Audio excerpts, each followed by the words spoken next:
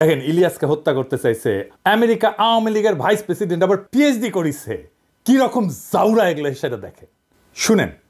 ইসলাম যদি আমাকে অ্যালাউ করতো কাউকে খুন করা, 1 নম্বরে আমি খুন করতাম দিস গোয়িং টু লাইফ, 1 নম্বরে আমি খুন করতাম ওই ইয়েকে, কি বলে, ইলিয়াসকে।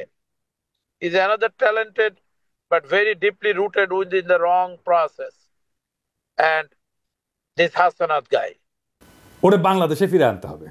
আগে তাকে আমেরিকা আইনি ব্যবস্থার মুখোমুখি করতে হবে। আমেরিকায় যারা আছেন তারা ব্যবস্থা নেবেন। বেশি এক্সাম্পল লাগবে না, মোটামুটি 20-25টা এক্সাম্পল তৈরি করতে পারলে এরা প্যাকেট হয়ে যাবে। এরা ভিতর ডিম। ওই যে কইছে না হার্ভিং মজুমদার অস্ত্র হাতে গেরিলা যুদ্ধ করবে, ওই মুখেই মুখেই মারিতং ওরা। আমার কাছে মনে হয় এই দেশকে মানে এইখানে একটা যুদ্ধ শুরু হয়ে গেছে। এই যুদ্ধে এখন আমাদেরকে স্বাধীন করবার পালা। অস্ত্র হাতে নামতে হবে, এখানে গেরিলা যুদ্ধ করতে হবে, এখানে আমাদেরকে ট্রেনিং নিতে হবে। হার্দিক মজুমদাররা তো জুলাই আগস্টে আমাদের সাথে অস্ত্র হাতে যুদ্ধই করেছিল। সাথে ছিল police, army, RAB, BGB, Chhatra League, Jubo League, এমনকি আর্মি। পারছে? পারে নাই। ওরা ওই একটা অস্ত্র নিয়ে ওরা যুদ্ধ লড়তে পারবে। আমরা পরাজিত হইতে পারি, আমি মেনে নিলাম আর কি। যদি সব বাকশালী হয়ে যায়, ওদের চামড়ার বন্দুক আছে না, ওটাতে বাতাসের গুল্লি মারে, টার্গেট বরাবর না হইলেও অসুবিধা নাই, ফাঁকে মারলেও নাকে লাগবে, শিওর শট। হৃদয় সাহেব বুঝায় দেন, বন্দুকের গুলি ছুড়ায় দেন। শুনিস হার্দিক, মূলা লাগবে, মূলা পাঠামু আর পচা গরু খা কিছুদিন, দেখ পারিস কিনা। আরাম জাদা। আওয়ামী লীগারদের ফেসবুক প্রোফাইল দেখলে ব্লক করবেন, ওদেরকে ওদের বাবলের মধ্যে আটকায় ফেলেন। দেখবেন না ওদের পোস্ট, ইন্টারাক্ট করবেন না ওদের পোস্টে, ওরা শুকায় মরবে। আমরাই দেশের 95% মানুষ, ওদের এইভাবে বিচ্ছিন্ন করে দিলে ওরা শুকায় মরবে। সোশ্যাল স্পেসে, ইউটিউবে আনসাবস্ক্রাইব করবেন যদি ওদের চ্যানেল ট্যানেল থাকে। আর একটা বিষয়, ওই যে পুলিশের ইউনিফর্ম তো বদলাইতেছেন না, ভালো, কিন্তু পুলিশের লোগো বদলাইতে হবে। যে লোগোর মধ্যে নৌকা আছে, অভিশাপের চিহ্ন। কিভাবে পুলিশকে পুলিশ লীগ বানানো হয়েছে সেটার অডিও ক্লিপ ফাঁস হয়েছে, শুনেন। এই যে বেনজির হারামজাদার কথা শুনেন। আমেরিকার স্যাংশন পাওয়া কোটি লোকে আছে, এটা বের করেন, শুনেন। জি স্যার, আপনি আপনার বক্তব্য কন্টিনিউ করেন স্যার, প্লিজ। Thank you. তো আমরা ওই দিকে যাই। Thank you so much. আমি একটু যে তনুর কথা উত্তর দিই। আওয়ামী লীগ যত রিক্রুটমেন্ট হয়েছে এগুলো কিন্তু সব পুলিশ ভেরিফিকেশন করে রিক্রুটমেন্ট করা হয়েছে, ঠিক আছে? যে কারণে এরা ক্ষমতা এসে কিন্তু সারদা থেকে প্রচুর লোককে তারা পুলিশ ট্রেনিং থেকে বাদ দিয়ে দিচ্ছে। কেন বাদ দিছে ইউ ক্যান আন্ডারস্ট্যান্ড। আমরা আমাদের সময়, আমি যে কদিন ছিলাম বা তার আগেও আওয়ামী লীগের আমলে আমাদের জানা মতে মানে ওই ভিন্ন মতাদর্শ কোনো লোকজন সহজে ঢুকতে পারে নাই, বিকজ এগুলোকে সব আগে পুলিশ ভেরিফিকেশন করে এরা কে কোন মতাদর্শে সেগুলো নিশ্চিত হয়েই চাকরি দেওয়া হয়েছে। এটা আপনার জানার জন্য। এই জন্য কিন্তু ওই কালকেও কোথায় পরশুদিন কোথায় কথা বলছিলাম, তারা বলছিল যে এরকম লোকজন বলে যে এটা বেনজিরের বাহিনী, ঠিক আছে? এবং পুলিশকে কিন্তু এরা বিশ্বাস করে না। এরা খুন করে, পুলিশকে খুন করে ক্ষমতায় আসছে, আবার এরা কিন্তু পুলিশকে বিশ্বাস করে না। যদিও এই মুহূর্তে তারা প্রচুর লোকজন নিয়ে আসছে, ওই যে রিটায়ারমেন্ট থেকে এখান থেকে সেখান থেকে এনে বসিয়েছে। ওই যে আপনার 2008 সালের আগে, 9 সালের আগে যারা রিক্রুট ছিল পুলিশে তাদেরকে সামনে নিয়ে আসছে। এইভাবে কিছু লোকজনকে সামনে এনে চালানোর চেষ্টা করছে, কিন্তু বেসিক্যালি কিন্তু তারা পুলিশকে বিশ্বাস করে না। এরা তারা মনে করে যে এগুলো আওয়ামী লীগের সমর্থক, পুলিশ ইন্টার বাহিনী আওয়ামী লীগের সমর্থক। আর আমি মনে করি যে এই আওয়ামী লীগের পুলিশ বাহিনী তো আসলে বঙ্গবন্ধুর নেতৃত্বে কাজ করার ঐতিহ্য ইতিহাস আছে। আপনারা জানেন যে আপনার 25শে মার্চ কাল রাত্রে তো যে অ্যাটাক গুলো হয়েছিল তার মধ্যে প্রধান হচ্ছে রাজারবাগ পুলিশ লাইন, এবং তারাই প্রথম কিন্তু স্বাধীনতার সপক্ষে প্রথম গুলি বর্ষণ তারাই করেছে কিন্তু পাক আর্মিদের বিরুদ্ধে।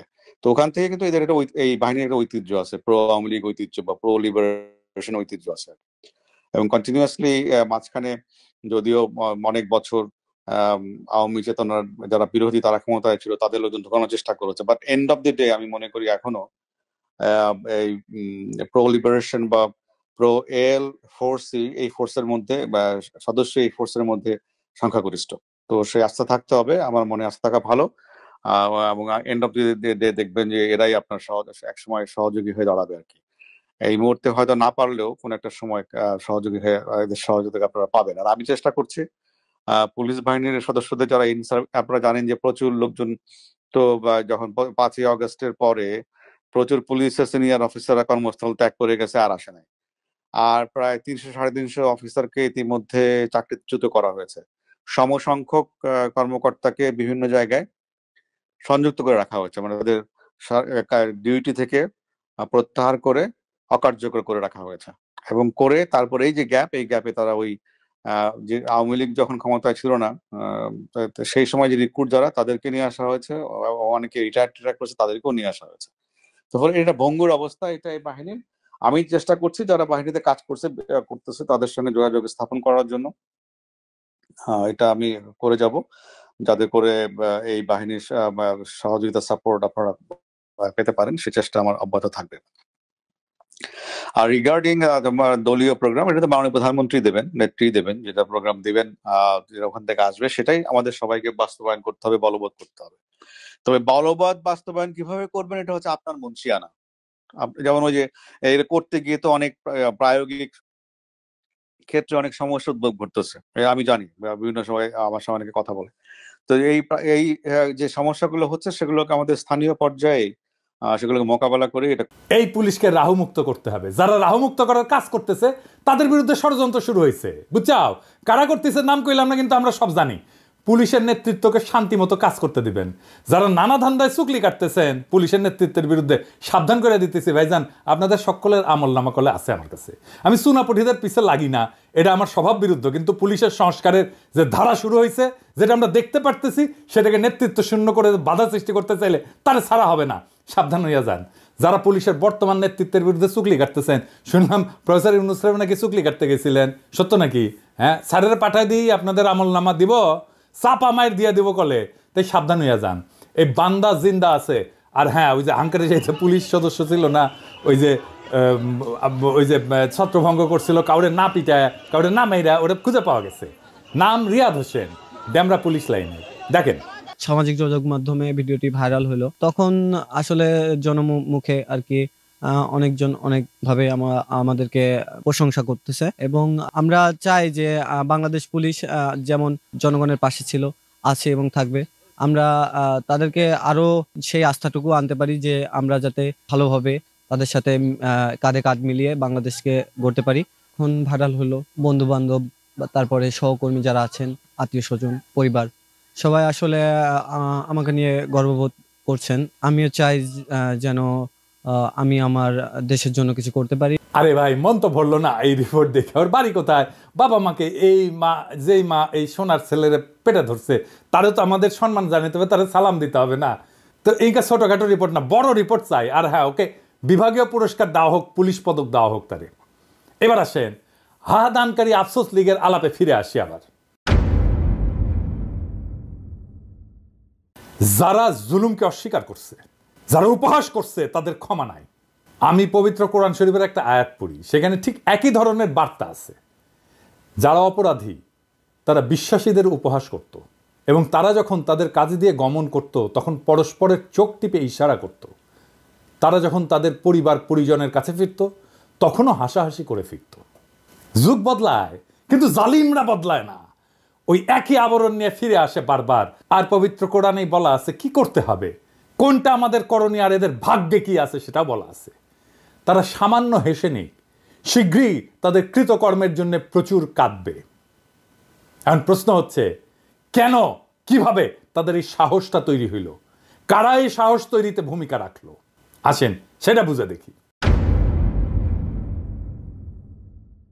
5ই আগস্টের পর আমরা দেখছি সমস্ত অর্গানাইজ শক্তি কেন্দ্র যেগুলো ছিল, যেমন ধরেন বড় রাজনৈতিক দলগুলো, আর্মি, এরা আওয়ামী ফ্যাসিস্টদের আশ্রয় দিল। প্রথমে আশ্রয় দিল আর্মি সারা দেশের ক্যান্টনমেন্টগুলোতে, তারপরে জাতীয় স্থানীয় পর্যায়ে বিএনপি, জামাত, কিছু নেতা, এমনকি পুলিশ ডিজিএফআই নিরাপদে সীমান্ত পার করে দিল। আর্মির হেফাজত থেকে পালায় গেল লেফটেন্যান্ট জেনারেল মুজিব। কাউকে এর জন্য দায়ী করা গেছে? করা হয়নি। কেন করা যায়নি? ওয়াকারের বিরুদ্ধে কিছু বললে হুক্কা হুয়া শুরু করে দেয় ডিজিএফআই এর পেইড এজেন্টরা। ওয়াকারের জন্য নাকি ইন্ডিয়া বাংলাদেশে আক্রমণ করে নাই। হ্যাঁ, খারান হাইসানি, আমি না ঘোড়ায় আসবো। ডিজিএফআই ভালো, খুবই ভালো। বয়ান দেয় ডিজিএফআই নাকি একাই গুম করে না, আরো সবাই করেছে, তাই ডিজিএফআই অত খারাপ না। হ্যাঁ, ডিজিএফআই ভালো, খুবই ভালো ছেলে, সন্ধ্যাবেলা হাত মুখ ধুয়ে পড়তে বসে, তাই না? যে আর্মি চিফ 5ই আগস্টে সারাক্ষণ ইন্ডিয়ান আর্মি চিফের সাথে কথা বলছে, হাসিনার বোনজামাই জন্য মেডিকেলি আনফিট হওয়ার পরে আর্মি চিফ হয়েছে, যার কমান্ডে আর্মি সবচেয়ে বেশি হত্যাকাণ্ড চালাইছে ছাত্র জনতার উপরে, যেই শহীদের শরীরে বেধা 66% গুলি আসছে আর্মির অস্ত্রাগার থেকে, আমার কথা না জাতিসংঘের কথা, সেই আর্মি চিফ ইন্ডিয়া থেকে বাংলাদেশ বাঁচাইতেছে। হে খোদা, আমারে উঠায় না, নয়তো দড়ি ফেলাও, বায়ে উঠে যায়। এই বয়ান যারা বলে তারা কার স্বার্থ রক্ষা করে? এই বয়ান যারা বলে তারা কার ক্রীড়নক? এই বয়ান যারা বলে তারা কার পুতুল? তাদের কি নাচায় আমরা জানি। ছাগল নাচে খুঁটির জোরে, আর এই খুঁটিটা কি সেটাও আমরা জানি। বাংলাদেশে হাসিনার পলায়নের সবচেয়ে বেশি ঝামেলা এখন কে পড়েছে? এটা বুঝলে আমরা সব রাজনীতি ফকফকা করে বুঝতে পারবো। আসেন সেটা বুঝে দেখি। সবচেয়ে বেশি ঝামেলায় পড়েছে মোদি। আন্দোলন বিপ্লব দমনে পুলিশের পোশাকে অন্য দেশের নাগরিকদের থাকার প্রমাণ মিলছে। আন্তর্জাতিক অপরাধ ট্রাইব্যুনালের চিফ প্রসিকিউটর বলছে নিজেই, প্রমাণ, অনুমান না। তার মানে প্রসিকিউশন হাসিনার বিরুদ্ধে না, ভারতের মোদিকে এখানে মামলায় ঢুকাবে। মোদির আরো সমস্যা আছে। বিএনপির সালাউদ্দিন সাহেবকে কিভাবে ঢাকা থেকে ধরে নেওয়ার পরে ইন্ডিয়া পাওয়া যায়, সুকরঞ্জন বালিকে কিভাবে হাইকোর্টের সামনে থেকে অপহরণ করার পরে ইন্ডিয়ার জেলে পাওয়া যায়। মোদিকে এটার জবাব দিতে হবে তো, ইন্ডিয়াকে রাষ্ট্র হিসেবে এটার জবাব দিতে হবে তো। হাসিনাকে তার দলের সব দুর্বৃত্তকে কেন আশ্রয় দিচ্ছে ইন্ডিয়া? আর কিভাবে বাংলাদেশের রাজনীতিতে হস্তক্ষেপ করছে সেটা তো আমরা জানি। হাসিনার অপরাধের সলিড এভিডেন্স পাওয়া গেছে জাতিসংঘ থেকে। আমরা করি নাই, প্রফেসর ইউনূস করে নাই, প্রফেসর ইউনূসের প্রশাসন করে নাই, করছে থার্ড পার্টি জাতিসংঘ। এইটার কোনো যদি কিন্তু নাই, এর সে সলিড এভিডেন্স হয় না। বাংলাদেশের আদালতে বেইজ্জতি, এটা মোদি ঠেকাইতে চায়। এইটা ভারত রাষ্ট্রের জন্য জরুরি। কিভাবে ঠেকাবে? একটাই রাস্তা আছে, প্রফেসর ইউনূসকে যত দ্রুত সম্ভব বিদায় দেওয়া। প্রফেসর ইউনূসকে বিদায় দিতে পারলে বাংলাদেশের সবকিছু আগের অবস্থায় চলে যাবে। এইখান থেকে পাইছে সাহস, আবার আগের গৌর, আবার হেডং নিয়ে আমরা আসতেছি। আর টাকা পয়সা তো আছেই, সবাই রে কিনে ফেলবে, এই হইতেছে প্ল্যান। সেই জন্যই আগাম নির্বাচন, দ্রুত নির্বাচন, এই সমস্ত আলাপ তিস্তানিয়া প্রোগ্রাম করে আর এক্সিকিউট করে কি? দ্রুত নির্বাচন আর প্রফেসর ইউনূসের দ্রুত বিদায়, এই ইন্ডিয়ান প্ল্যান এক্সিকিউট করে। আপনারা বুঝে হোক না বুঝে হোক ইন্ডিয়ান ব্যাগেজ কান্দে নিছেন। এই ব্যাগেজ আমরা মাইনা নেব না, কোনোদিন মাইনা নেব না। বাংলাদেশের রাজনৈতিক দলগুলো কখনো জনগণকে দেওয়া প্রতিশ্রুতি রাখে নাই, ইতিহাস সাক্ষী। 1990 3 জোটের রূপরেখা রাখে নাই।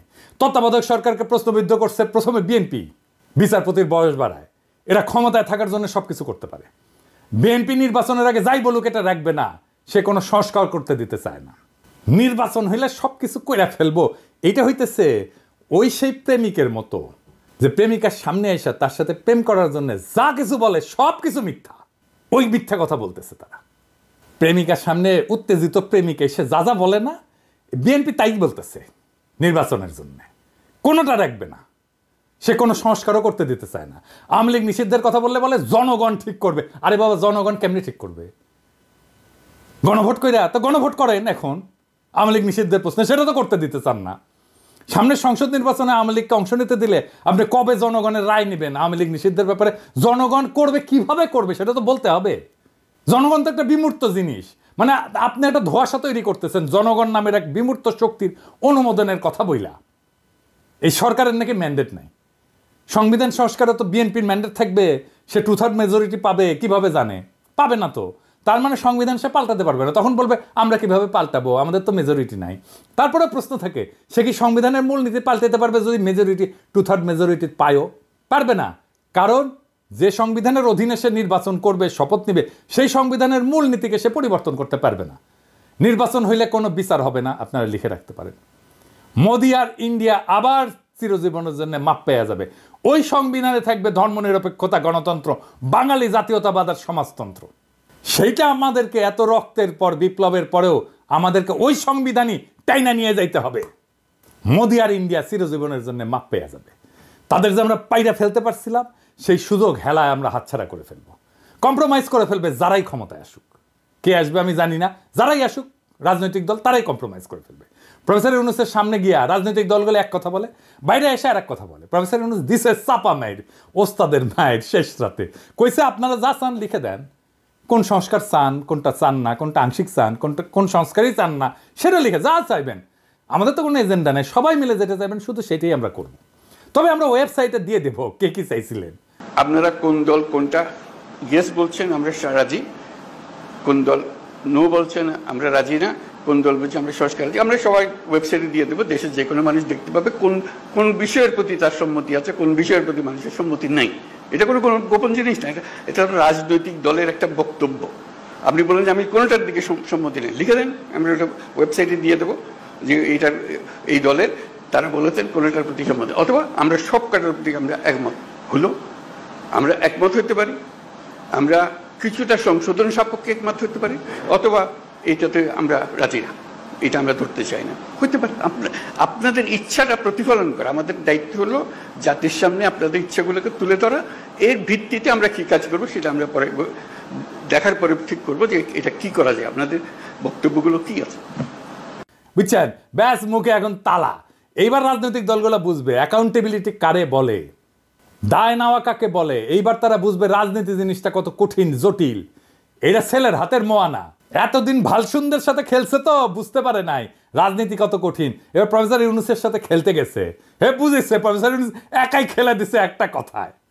রাজনৈতিক দলগুলোকে বলি, কোনো বিশেষ দলকে উদ্দেশ্য করে বলতেছি না, সবাইকে বলতেছি, বাংলাদেশে ইন্ডিয়ান ব্যাগেজ নিয়ে রাজনীতি করার দিন শেষ। ইন্ডিয়ান ব্যাগেজ থাকলে আপনার রাজনীতির কোনো ভবিষ্যৎ নাই। আপনি যত বড় রাজনৈতিক দল হন না কেন, কোনো লাভ নাই। পিনাকির আপনি হুতায় ফেললেও আপনি বেচবেন না, পিনাকি হইতে যাবে কিন্তু আপনি বেচবেন না। বাংলাদেশের রাজনৈতিক বাস্তবতা আপনাদের ইন্ডিয়ান ব্যাগেজ নিয়ে রাজনীতি করতে দেবে না, ফুল স্টপ। প্রফেসর ইউনূসের প্রতি আহ্বান, আপনার এই অন্তর্বর্তীকালীন সরকার ভেঙে দেন, বিপ্লবী সরকার গঠন করেন। জন আকাঙ্ক্ষা সেইটাই। এই বিপ্লবী সরকার থাকবে ততদিন যতদিন হাসিনার এই বাকি টার্ম আছে ততদিন। 5ই আগস্টের পরে যে সুযোগ আমরা হারাইছিলাম, যে হারানোর সময় আবার ফিরে আসছে। এই মুহূর্তে আবার হারায় যাওয়ার আগেই বিপ্লবী সরকার গঠন করেন। দেশের রাজনীতির গুণগত পরিবর্তন হয়েছে, তাকে ধারণ করেন। বিপ্লবী সরকার গণপরিষদের নির্বাচন দেবে, সবাই নির্বাচন করছে, দ্রুত নির্বাচন দিয়ে দেবে। বিপ্লবী সরকার গঠন করে 1 মাসের মধ্যে গণপরিষদ নতুন সংবিধান রচনা করবে, আপনারা নির্বাচন করেন সেইখানে। সেই সময় বিপ্লবী সরকার সংস্কার সম্পন্ন করবে। নতুন সংবিধান রচিত হলে গণপরিষদ ভেঙ্গে দিয়া সেই নতুন সংবিধানের অধীনে নির্বাচন হোক। আপনারা সবাই উৎসবের সাথে সেই নির্বাচনে অংশ নেন। আমি ব্যক্তিগতভাবে চাই প্রফেসর ইউনূস জাতির নেতৃত্ব থেকে যেন তারপরেও বিদায় না নেন। তিনি যেন রাষ্ট্রপতির পদকে অলঙ্কৃত করেন। তিনি আসলেই অলঙ্কার হয়ে উঠবেন রাষ্ট্রপতি পদের জন্য। আমরা উনার অভিভাবকত্ব এত তাড়াতাড়ি হারাইতে চাই না। বাংলাদেশকে আমাদের শক্ত অর্থনৈতিক এবং রাজনৈতিক ভিত্তির উপরে দাঁড় করানোর জন্য প্রফেসর ইউনূসের অভিভাবকত্ব আমাদের দরকার। ছাত্র জনতার আকাঙ্ক্ষার রাষ্ট্র তৈরি করে দেওয়াটা আমাদের দায়িত্ব এবং কর্তব্য। আমাদের সেই প্রতিশ্রুতি ভুলে গেলে চলবে না। আমরা এক কঠিন জটিল সন্ধিক্ষণে দাঁড়ায় আছি। একদিকে ভয়, অন্যদিকে সম্ভাবনা। যারা সত্যকে বিকৃত করছে, ইতিহাসের নির্মম বাস্তবতাকে উপহাস করছে, তারা শুধু নিজেদের মানবিকতাই হারায়নি, তারা আমাদের ভবিষ্যৎকেও হুমকির মুখে ফেলে দিছে। কিন্তু ইতিহাস সাক্ষী, জুলুম কখনো টেকসই হয়নি, জুলুম কখনো টেকেনি, জালেম কখনো টেকেনি। প্রত্যেকটা ফ্যাসিস্ট শক্তির শেষ আছে, আর সেই শেষ তারাই ডেকে আনে যারা সত্যকে মুছে দিতে চায়। আমাদের করণীয় একটাই, হাসিনা আর তার দোসরদের বিচার নিশ্চিত করা, রাষ্ট্রের ন্যায়ের ভিত্তি পুনর্নির্মাণ করা। আমাদের রাজনীতি কোনো আপোষের রাজনীতি হইতে পারে না। আমাদের লক্ষ্য একটাই, ফ্যাসিবাদের শেষ চিহ্ন মুছে ফেলা।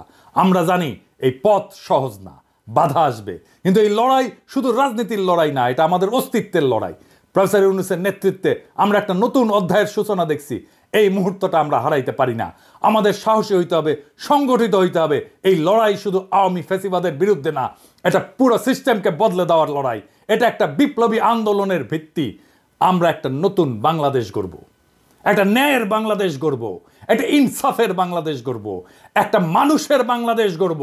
ইতিহাস আমাদের দিকে তাকায় আছে। আমরা কি আমাদের সেই দায়িত্ব পালনে প্রস্তুত?